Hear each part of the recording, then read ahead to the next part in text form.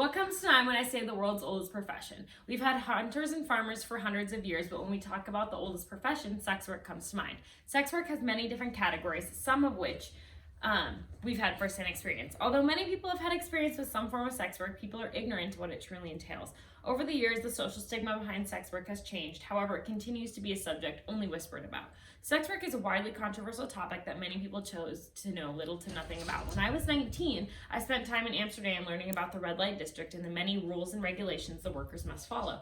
During my stay, I became intrigued with sex work and the many forms that are available. Sex work in today's society is majorly discussed behind closed doors. I hope to change this through the use of education and awareness. In my speech today, I will tell you about the different forms there are. In this speech, we will discuss sex work and how it has changed over the years. Next, we will discuss the different kinds that are available legally and illegally. And finally, we will discuss the societal thoughts of this type of work. To start this speech off, let's talk about what sex work is. Sex work has been around for many years and involves many different areas of work. According to the Open Society Foundation, sex work is the consensual transaction between adults, where the act of selling or buying sexual services is not a violation of human rights. Around the world today, there are many places where you can find these services. The first place that pops into my head is Amsterdam and the Red-Light District. The Red-Light District is a neighborhood in Amsterdam where, according to Amsterdam Info website, they have brothels, sex shops, peep shows, strip clubs, sex theaters, and typical Dutch brown cafes, as well as sex museums. However, it is most commonly known for its window prostitutes. The Amsterdam Info website also states that this district got its name from the red neon lights that highlight the windows where the women are working. In a journal written by Amsterdam Chapuis, it says that the visitors touring the red light district are far more diverse than the sex tourism. Men, women, gay, straight, stag, or cultural tourists tour this place to feel the thrill of desire.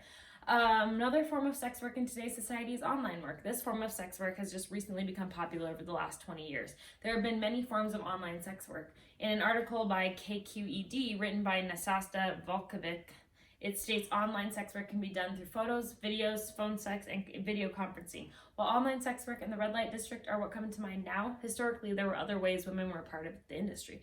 Geishas were popular in the 18th century, and according to the Facts and Details website on geisha, their job was to entertain and charm male clients with conversation, services, performance, and sexual innuendo.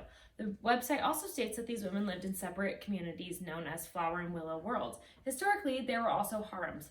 Harems, according to the Britannica website, are in Muslim countries a separate part of the house for women.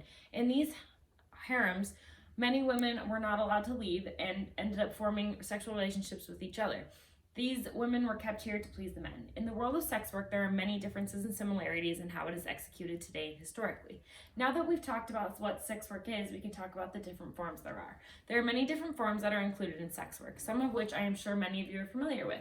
We can separate sex work into two categories, legal and illegal. Legal sex work includes porn and online services as well as stripping. Porn and other online services are readily available for people to stream and watch. According to HG.org, porn is considered artistic expression, therefore is protected under the First Amendment.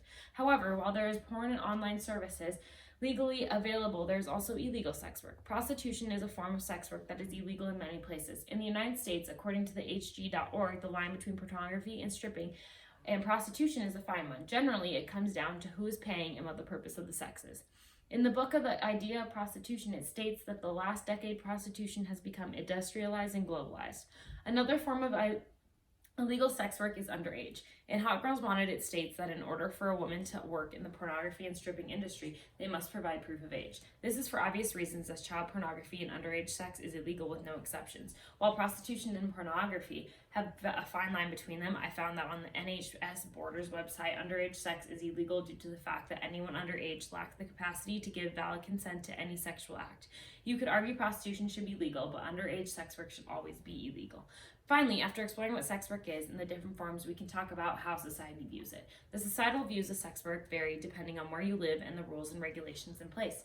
In many areas of the world, sex work is seen as damaging. It can be seen as damaging to the families of the men and women who work in the industry, as well as the families of the loved ones who participate in the acts.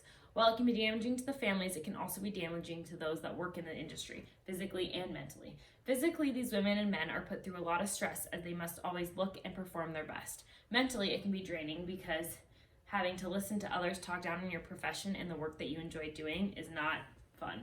There are benefits to sex work as well. In areas such as Amsterdam, where prostitution is legal, they have financial and sexual health benefits.